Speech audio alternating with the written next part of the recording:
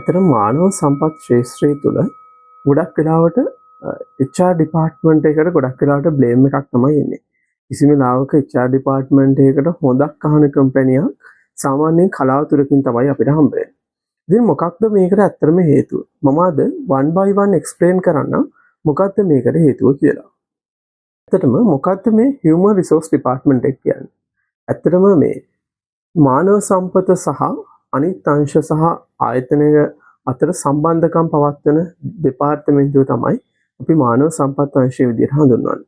ඉතින් ගොඩක් වෙලාවට payroll එක, training and development, health and safety, employment law, industrial law සහ වෙනත් ආයතනික පවතින event වගේ ගොඩක් දේවල් සංවිධානය සහ මේ අතර කටයුතු කරන්නේ සහ සේවකයාත් එක්ක ගනුදෙනු කරන්නේ මානව සම්පත් අංශය. ඉතින් නිශ්චිත හේතුවක් නැහැ ගොඩක් වෙලාවට මානව සම්පත් අංශයට බ්ලේම් එකක් දෙන්න සහ බනින්න. හැබැයි ගොඩක් වෙලාවට එම්ප්ලොයිස්ලා පෙළඹෙනවා මානව සම්පත් අංශය මොකක්දෝ හේතුවක් මන්දා ගොඩක් වෙලාවට සේවකයාත් එක්ක ගොඩක් ඈත් වෙලා ඉන්නවා කියලා. ඉතින් ඒකට පොඩි පොයින්ට්ස් ටිකක් තියෙනවා. මම ඒ ටික ඉස්සරහට එක්ස්ප්ලেইন කරන්නම්. ඒක තමයි ගොඩක් වෙලාවට බොහෝ වෙලාවට සේවකයින්ට නරක තීරණ ලබා දෙන්නේ මානව සම්පත් අංශය. අපි හිතමු ඩිසිප්ලිනරි ඉෂුව එකක්, එහෙමත් නැත්නම් සේවකයාගේම යම්කිසි වෙනත් ගැටලුවක් සහ සේවකයන්ගේ වැටුප් අඩු කිරීම සහ වෙනත් ඕනම දෙයක නෙගටිව් දෙයක් තීරණය ලබා දෙන්නේ මානව සම්පත් අංශය. හැබැයි මේ අතර පොසිටිව් දේවලුත් මානව සම්පත් අංශයෙන් ලබා දෙනවා. සේවකයෙකුගේ උසස් වීම සහ සේවකයන්ගේ වැටුප් වැඩි කිරීම මානව සම්පත් අංශය විසින් යම්කිසි තීරණ විදිහට ලබා දෙනවා. ඉතින් මේකේ විශේෂ හේතුව තමයි මොන තීරණය ලබා දුන්නා මානව සම්පත් අංශය තමයි මේ තීරණය ලබා දෙන්නේ. හැබැයි මේ තීරණය එන්නේ ඉහළ කළමනාකාරීත්වය. මොකද කිසිම අවස්ථාවක මානව සම්පත් අංශයට තනි තීරණයක් ලබා ගැනීමේ හැකියාව නැහැ.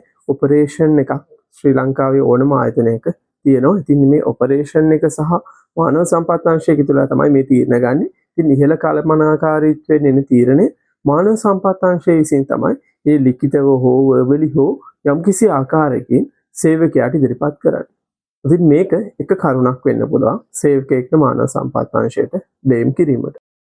අංක 2 තමයි සේවකයෙක්ට කිසිම අවස්ථාවක මානව සම්පත් අංශයට කරන ඉල්ලීම් මානව සම්පත් අංශය විසින් ඇක්සෙප්ට් කරන්න බෑ.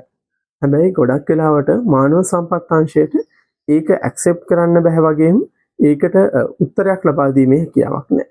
මොකද යම්කිසි ආයතනික payroll policies, ආයතනික උසස්වීම් පටිපාටින් සහ ආයතනික ඔපරේෂන් පටිපාටින් තියෙනවා. ඉතින් මේ අනුව මානව සම්පත් අංශයට කිසිම වෙලාවක සේවකයාගේ මේ ලබා දෙන ඉල්ලීම තහවුරු කිරීමේ හැකියාවක් නැහැ ඒ අවස්ථාවේදී. මොකද මානව සම්පත් අංශය ලීගලි සහ ආයතනික ඔපරේෂන් වශයෙන් සපෝටිව් ඩිපාර්ට්මන්ට් එකක්. ඉතින් කිසිම අවස්ථාවක මේ ඉල්ලීම් ප්‍රතික්ෂේප කිරීමට හැකියාවක් නැහැ. ඒ වගේම හැම ඉල්ලීමක්ම ලබා දීමට හැකියාවක් නැහැ. ඉතින් මේ කරුණ නිසා අනිවාර්යයෙන්ම මෙහිදී බැහැ කියන වචනේ සේවකයා අතට අරන් යන්නේ මානව සම්පත් අංශය. ඉතින් ඊළඟ කරුණ තමයි ගොඩක් වෙලාවට මානව සම්පත් කියන මේ නම හින්දා ගොඩක් සේවකයෝ දකින කරුණක් තමයි මානව සම්පත් අංශය සේවකයාගේ පැත්තේද ආයතනයේ පැත්තේද කියන එක. ඉතින් ගොඩක් වෙලාවට මානව සම්පත් අංශයට සේවකයාගේ පැත්ත සහ ආයතනයේ පැත්ත කියන මේ දෙපැත්තෙන් බැලන්ස් කිරීමට කටයුතු කරන්න වෙනවා. මොකද අපි ආයතනයට සාධාරණයක් කරන්න ඕනේ, ඒ වගේම සේවකයාට සාධාරණයක් කරන්න ඕනේ. ඉතින් මේ දෙපැත්තට මැදි වෙලා බැලන්ස් කරන එක තමයි මානව සම්පත් අංශයෙන් කරන්න ඕන. ඉතින් මේකෙදි වැරදි වැටහීමක් ලබා ගන්න එපා. බැලන්ස් කරනවා කියන වචනේ මධ්‍යස්ථව ඉඳලා තමයි අපි කටයුතු කරන්නේ. ඉතින් ඒකෙදි මධ්‍යස්ථව සිටීමට බැලන්ස් කිරීමේ කටයුත්ත මානව සම්පත් අංශයට සිදු කරන්න වෙනවා. මොකද සේවකයාත් අපිට අවශ්‍යයි, ඒ වගේම තමයි ආයතනය රැක ගැනීමටත් අපිට අවශ්‍යයි. ඒ කරුණ නිසා.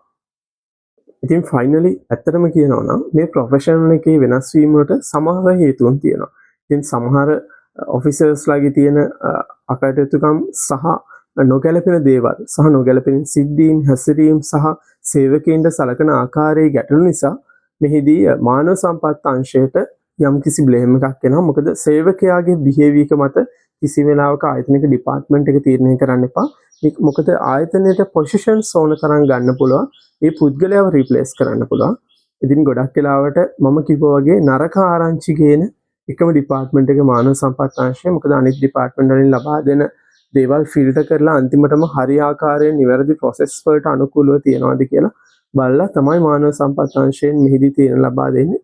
ඉතින් ඒක තමයි ගොඩක් වෙලාවට HR ඩිපාර්ට්මන්ට් එකට බනින්න හේතුව සහ ඔබටත් යම්කිසි ගැටලුවක් තියෙනවා නම් මෙහිදී පහලින් කමෙන්ට් කරන්න. ඉතින් ඔබ හිතන්නේ ඔබේ ආයතනය මානව සම්පත් අංශය ආයතනයේ පැත්තේ දෙන්නේ ඔබේ පැත්තේ දෙන්නේ යම්කිසි ගැටලුවක් තියෙනවා නම් පහලින් කමෙන්ට් කරන්න. ඒ වගේම තමයි channel එකට අලුත් කෙනෙක් නම් channel එක subscribe කරන්න. Thank you.